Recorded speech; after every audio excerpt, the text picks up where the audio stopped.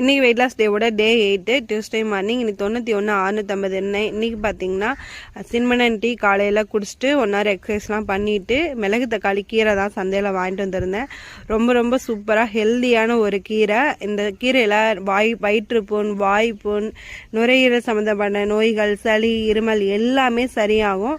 இந்த வாய்ப்புண்ணுக்கு வந்து அந்த 2 இலையை வந்து பிச்சு போட்டு ஒரு நாளைக்கு 5-6 தடவை மென்று சாப்பிட்டிங்கன்னா போதும், வாய்ப்புண் ஒரே நாளில் சரியாயிரும். பாலக்கீரை தொக்கு தான் பண்ணியிருந்தேன். பாலக்கீரைக்கு முக்கியமாக பூண்டு அதிகமாக போட்டு வணக்குனீங்கன்னா செம்ம டேஸ்ட்டாக இருக்கும்.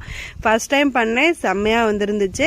நீங்களும் பண்ணி பாருங்கள். பாலக்கீரையில் அனிமியா அப்படிங்கிற நோய் குணப்படுத்தலாம். அனிமியான ஒன்றும் இல்லை, ரத்த சோகை, ரத்த சிவப்பணுக்களை அதிகரிக்கக்கூடிய இந்த சத்து வந்து இந்த பாலக்கீரையில் தான் இருக்குது. விட்டமின் டி, கே எல்லாமே இருக்குது. அதனால தான் வந்து பாலக்கீரை நீங்கள் அதிகமாக எடுத்துக்கிட்டிங்கன்னா ரொம்ப சத்தானதும் கூட. நீங்கள் வந்து ரத்த சோகை உள்ளவங்க கண்டிப்பாக நீங்கள் எடுத்துக்கோங்க. ரொம்ப